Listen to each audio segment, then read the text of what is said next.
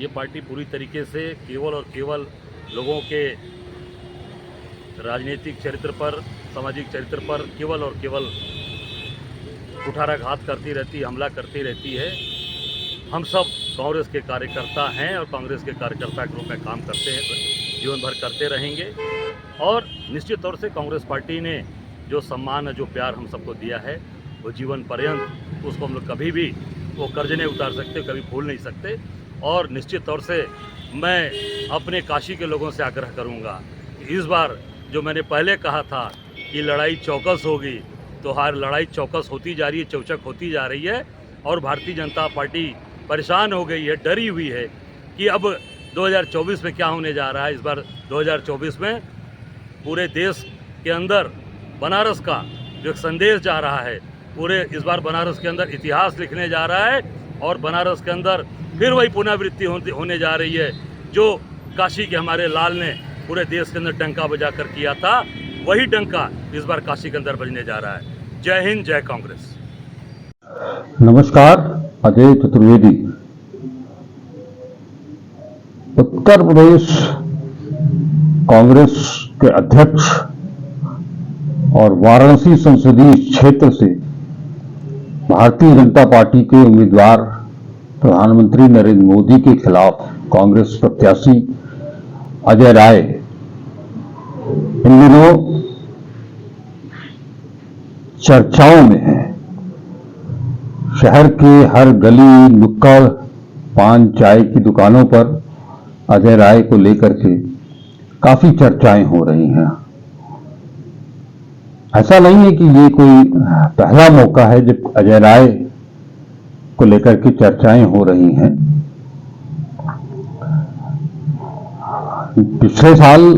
पिछली बार 2019 के चुनाव में भी ये मसला आया था, जब कांग्रेस ने वाराणसी संसदीय सीट से अपना प्रत्याशी घोषित नहीं किया था। तब तक ये चर्चा जोरों पर थी कि कांग्रेस नेता अजय राय की घर वापसी हो जाएगी, वो पुनः भारतीय जनता पार्टी में शामिल हो जाएंगे। हालांकि उस चर्चा को बहुत महत्व नहीं मिला। कहा यह भी गया था कि वो खुद पार्टी के ऊपर तत्कालीन पार्टी प्रभारी उत्तर प्रदेश की प्रियंका गांधी और उनकी टीम पर पूरा दबाव बनाए हुए हैं कि उन्हें टिकट मिल जाए। टिकट मिला, चुनाव भी लड़े। चुनाव परिणाम जो आया वो सबके सामने है। वो तीसरे नंबर पर थे, सपा प्रत्याशी शालिनी यादव के बाद। अजय राय लगातार 2014 से नरेंद्र मोदी के खिलाफ वाराणसी संसदीय सीट से कांग्रेस के प्रत्याशी बनते चले आ रहे हैं। इस बार चुनाव से ठीक पहले कांग्रेस ने उन पर भरोसा जताया और उत्तर प्रदेश की कमान उनके हाथ में सौंप दी। तब ये माना जा रहा था कि शायद इस बार अजय राय चुनाव नहीं लड़ेंगे, लेकिन इसी बीच में एक चर्चा उस दौरान भी थी कि अजय राय इस बार वाराणसी से नहीं, बलिया संसदीय क्षेत्र से चुनाव लड़ना चाहते हैं। लेकिन जिन 17 सीटों में से पहले चरण में जो घोषणा की गई,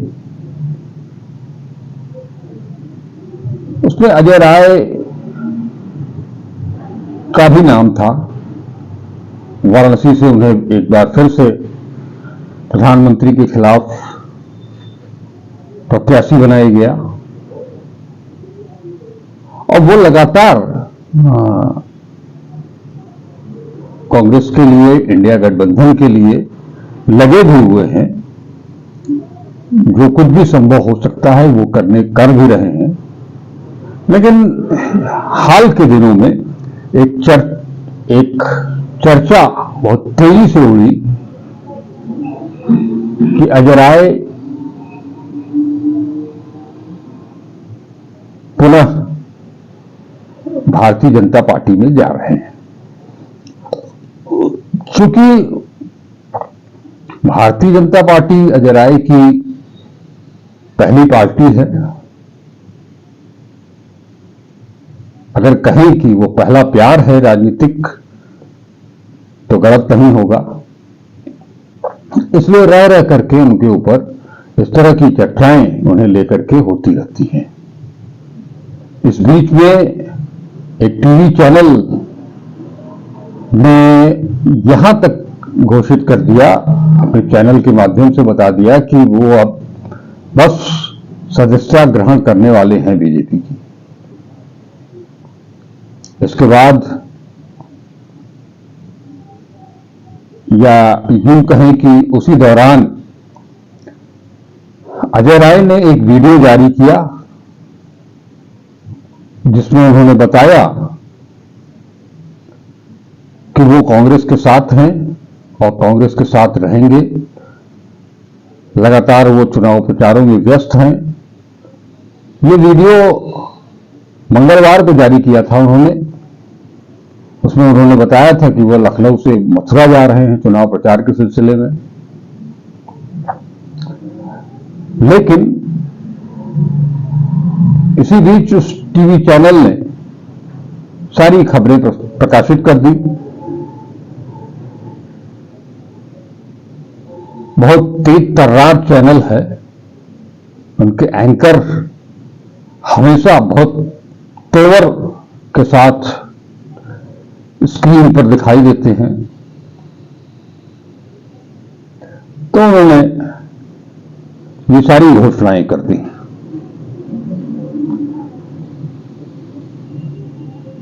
इसके पीछे की रणनीति चाहे जो हो, क्योंकि एक चीज आपको बता दूं कि एक तो भारतीय जनता पार्टी और दिल्ली की सत्ता लगातार केवल कांग्रेस ही नहीं बल्कि सारे विपक्ष के ऐसे नेता जिनके पास वोट बैंक है, उन्हें एन केन प्रकारेण अपने गठबंधन में, अपने पार्टी में शामिल कराने का पूरा जोर लगाए हुए हैं। लोग लगातार बीजेपी की ओर जा भी रहे हैं।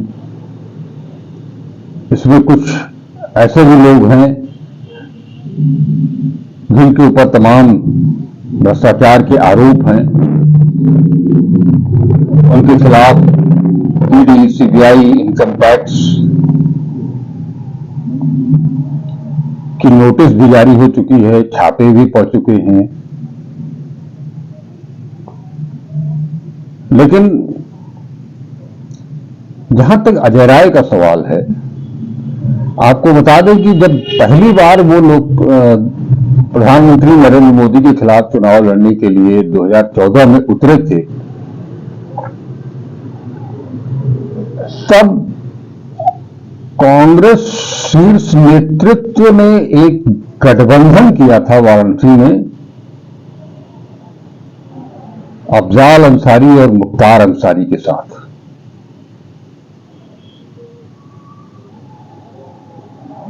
इसके प्रणेता रहे तत्कालीन प्रभारी गुलाम नबी आजाद साहब। इसका नतीजा ये हुआ कि केवल बनारस ही नहीं बल्कि पूरे पूर्वांचल में अजय राय को लेकर के काफी कुछ कहा सुना गया। दरअसल अजय राय अवधेश राय के भाई हैं, जिनकी हत्या की गई और उसमें मुख्य आरोपी मुख्तार अंसारी को बनाया गया था। वो केस लंबा चला, सालों तक चला। अभी हाल ही में पिछले साल ही उस पर एक फैसला आया। उसके एकमात्र गवाह थे अजय राय और इनकी गवाही के आधार पर ही मुख्तार को सजा सुनाई गई, उन्हें दोषी ठहराया गया। तो उस दौरान भी 2014 में भी जब अफजाल अंसारी और मुख्तार अंसारी का समर्थन कांग्रेस ने लिया, यही सोच कर लिया कि पार्टी के साथ मुस्लिम वोटों का ध्रुवीकरण होगा, लेकिन वो ध्रुवीकरण कितना हुआ, कितना उसको फायदा मिला कांग्रेस को, ये तो अलग बात है। लेकिन अजय राय को लेकर के एक छवि जो थी, वो उस पर एक कुठाराघात भी हुआ। तमाम सजातीय लोगों ने ये कहना शुरू कर दिया कि अपने भाई के हत्यारे के साथ वो मिल गए हैं। ये बहुत बड़ा आरोप था अजय राय के ऊपर। आज की तारीख में मुख्तार अंसारी की बांदा जेल में हुई मौत को लेकर के तरह तरह के सवाल उठाए जा रहे हैं। ये सवाल इसलिए भी उठाए जा रहे हैं कि इस जो भी सवाल है जिसके तहत मृत्यु के पहले मुख्तार अंसारी ने कोर्ट को ये बताया था कि उन्हें स्लो पॉइजन दिया जा रहा है, और कुछ दिन के बाद उनकी मौत हो गई। पोस्टमार्टम रिपोर्ट के मुताबिक वो हार्ट अटैक से उनकी मौत हुई। लेकिन उनका जो कोर्ट को दिया हुआ बयान था, उसे लेकर के पूरा परिवार उनका और विपक्ष पूरी तरह से मुख्तार अंसारी के साथ है। ऐसे में लोगों ने, खासतौर पर मीडिया ने भी बहुत कोशिश की अजय राय से बयान लेने के लिए, लेकिन अजय राय ने यही कहा था कि मृत व्यक्ति के बारे में बहुत नकारात्मक चीजें नहीं बोलनी चाहिए, ऐसा सनातन हिंदू धर्म बहुत कहता है। लेकिन चर्चा ये भी रही कि उनका ऐसा, पहले तो वो बचते रहे बयान देने से, और उसके बाद जो बयान दिया, वो बयान आज की तारीख में जो सियासत है, जिस तरह से लोकसभा चुनाव की तिथियां घोषित हो चुकी हैं, 19 अप्रैल को पहला चरण का मतदान होना है, इस दौर में जहां विपक्ष मुस्लिम ध्रुवीकरण के लिए सारा जोर लगाए हुए है, समाजवादी पार्टी के अध्यक्ष और पूर्व मुख्यमंत्री अखिलेश यादव मुख्तार अंसारी के घर भी गए, उनके परिवार के लोगों के साथ उन्होंने बातचीत की, घंटा भर वहां बिताया। ऐसे में ये उम्मीद की जा रही थी कि कांग्रेस भी कुछ तीखा बयान देगी, लेकिन प्रदेश कांग्रेस अध्यक्ष ने उस तल्ख टिप्पणी करने से अपने आप को अलग कर लिया। जहां तक मुख्तार अंसारी का सवाल है, अजय राय का सवाल है, तो निश्चित तौर पर जहां तक समझा जाता है कि उनके ऊपर काफी दबाव होगा। एक पुराना अनुभव 2014 का था ही, और इस बार जबकि उन्हीं की गवाही पर मुख्तार अंसारी दोषी घोषित किए गए अवधेश राय हत्याकांड में, तो वो जब पूरा विपक्ष मुख्तार अंसारी की मौत को लेकर के सरकार के खिलाफ सवाल खड़ा कर रहा है, ऐसे में अजय राय का बचने की कोशिश करना तल्ख टिप्पणी को लेकर के स्वाभाविक है। अब ये भी चर्चा चलती रही कि अजय राय लगातार बहुत कुछ साफ साफ नहीं बोल रहे हैं। इन चर्चाओं को अजय राय की जो शख्सियत है उसे देखते हुए ये प्रचार शुरू कर दिया गया अंदर ही अंदर कि हाल की जो घटनाएं हैं उसे लेकर के अजय राय का मन थोड़ा विचलित हो रहा है और वो पुनः भारतीय जनता पार्टी में जाना चाहते हैं। लेकिन उन्होंने जो कल वीडियो जारी किया उसमें उन्होंने इससे पूरी तरह से उस आरोप को, उन चर्चाओं को खारिज कर दिया। अब उसके बाद जो टीवी चैनल ने ये बताया कि वह नवरात्र के पहले दिन ही भाजपा ज्वाइन करेंगे,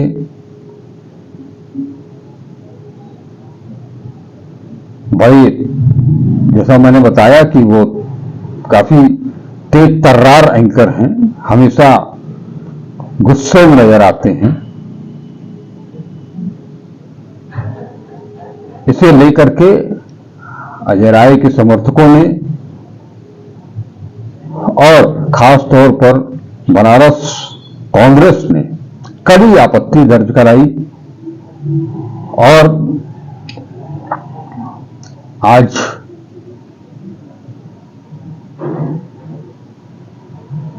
कांग्रेस पार्टी विधि विभाग ने जिला उपाध्यक्ष अशोक कुमार सिंह एडवोकेट और विधि विभाग के पदाधिकारियों के साथ एक ज्ञापन दिया है अपर जिलाधिकारी प्रशासन को, जिसमें उस चैनल के खिलाफ कानूनी कार्रवाई करने की मांग की है।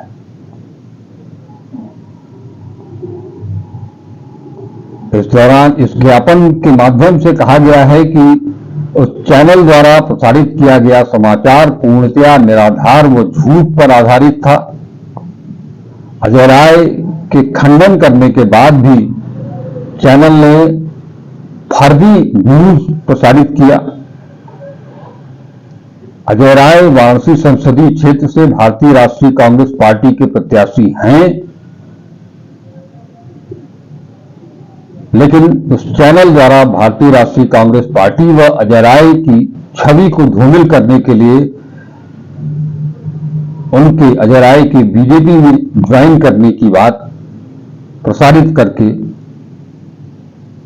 एक चुनावी प्रक्रिया के दौरान लोगों को गुमराह करने की कोशिश की है। लिहाजा चैनल ने जन प्रतिनिधित्व अधिनियम 1951 की धारा 123(4) का उल्लंघन किया है। ऐसे में कांग्रेस कमेटी विधि विभाग जिला निर्वाचन अधिकारी वाराणसी से मांग करती है कि अगर न्यूज चैनल के एडिटर व न्यूज एंकर के विरुद्ध जन प्रतिनिधित्व अधिनियम 1951 की धारा 123(4) के उल्लंघन के तहत विधिक कार्रवाई करते हुए वाराणसी जनपद में लोकसभा चुनाव तक न्यूज चैनल के प्रसारण व संचालन को प्रतिबंधित किया जाए। इतना ही नहीं, उत्तर प्रदेश कांग्रेस कमेटी विधि विभाग के प्रदेश उपाध्यक्ष व जिला कांग्रेस कमेटी वाराणसी में जिला संगठन का कार्य देख रहे जिला उपाध्यक्ष अशोक कुमार सिंह एडवोकेट, कांग्रेस विधि विभाग के जिला अध्यक्ष लोकेश सिंह एडवोकेट, महानगर अध्यक्ष मोहसिन खान एडवोकेट, उमेश सिंह एडवोकेट, नेहा सदफ, शिवानंद राय एडवोकेट, गुड्डू पांडे एडवोकेट व अन्य लोगों ने भी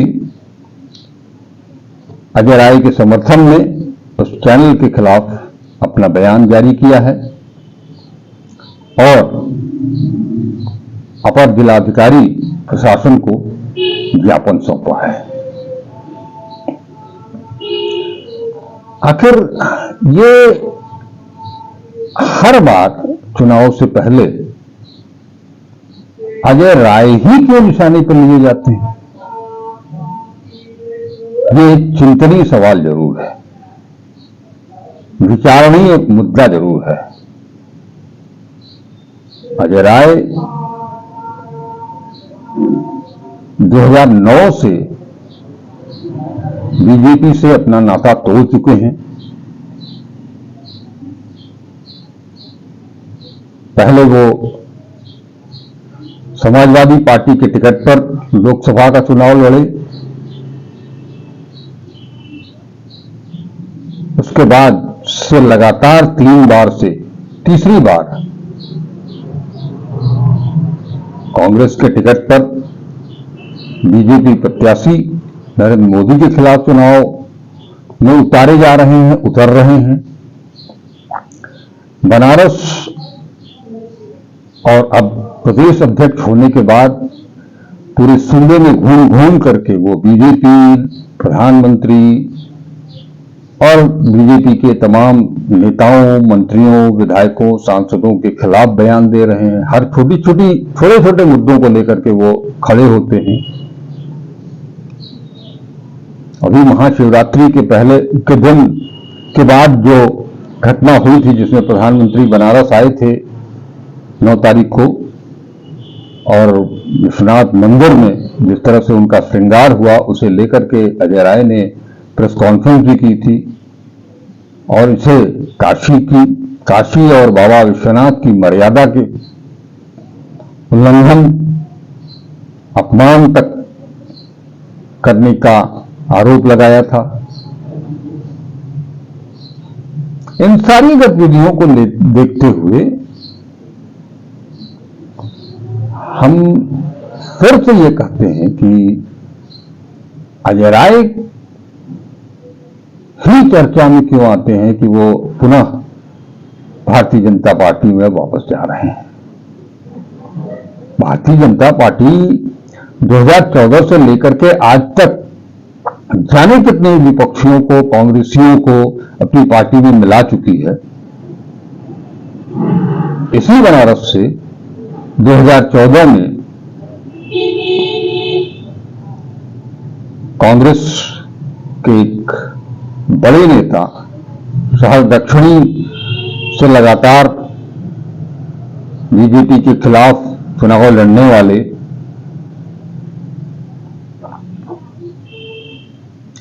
युवक कांग्रेस के जिला अध्यक्ष रह चुके डॉक्टर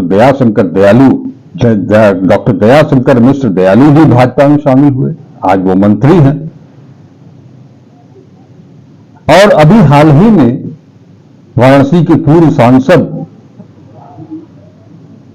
डॉक्टर राजेश मिश्रा, वो भी बीजेपी में चले गए। लेकिन इस तरह की चर्चा कभी नहीं हुई, न दयालु को लेकर के हुई, न डॉक्टर राजेश मिश्रा को लेकर के हुई। फिर अजय राय ही निशाने पर क्यों?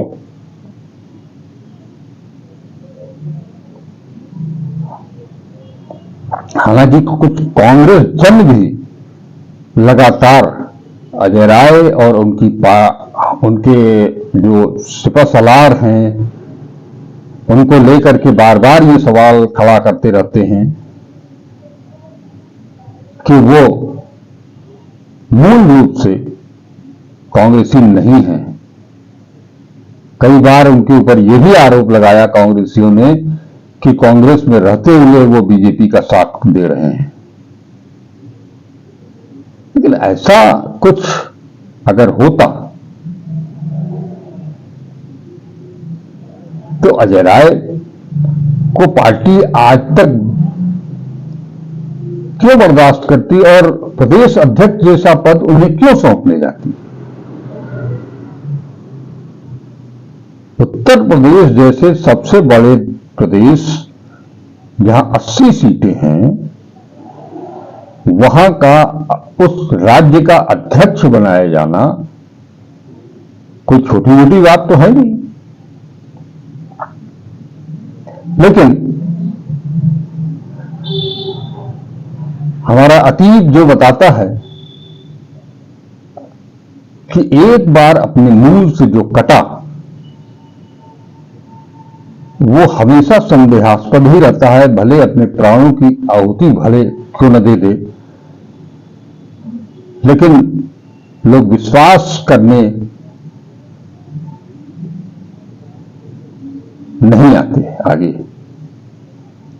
लोग रामायण काल का उदाहरण देने लगते हैं, कहने लगते हैं कि नियत चाहे जो हो,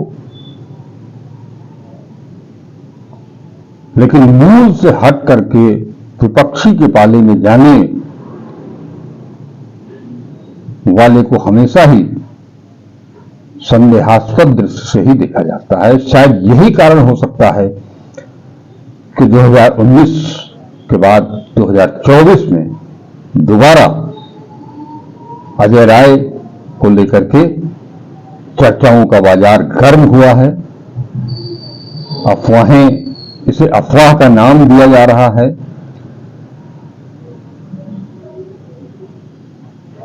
और इसे जानबूझ करके फैलाया भी जा रहा है। क्या वजह है, इसके पीछे की सोच क्या है, ये मैं नहीं जानता। अजय राय कांग्रेस में रहेंगे नहीं रहेंगे, ये भी आने वाला समय ही बताएगा। लेकिन इन चर्चाओं, इन बातों ने, इन आरोपों ने फिलहाल अजय राय को फिर से न केवल बनारस बल्कि राष्ट्रीय पैमाने पर भी इस विवाद को फिर से खड़ा कर दिया है। तो देखते हैं आगे क्या होता है। अजय राय इसका किस तरह से जवाब देते हैं। कांग्रेस पार्टी इस तरह अपने प्रदेश अध्यक्ष को बचाने के लिए क्या रास्ता अख्तियार करती है, और जो ये विधिक कार्रवाई की मांग की गई है उसे लेकर के कांग्रेस क्या वास्तव में कोर्ट जाएगी, क्या इसे मानहानि का केस भी बनाया जाएगा। इन सभी सवालों को अभी देखना है, बाकी है, इन पर विचार करना है और आने वाले समय में क्या होता है इसका इंतजार करना है। नमस्कार, अजय चतुर्वेदी, इस उम्मीद के साथ कि वीडियो आप जरूर देखेंगे, लाइक करेंगे, कमेंट करेंगे, शेयर करेंगे और चैनल को अब तक सब्सक्राइब नहीं किया है तो इसे सब्सक्राइब भी करेंगे। धन्यवाद, नमस्कार।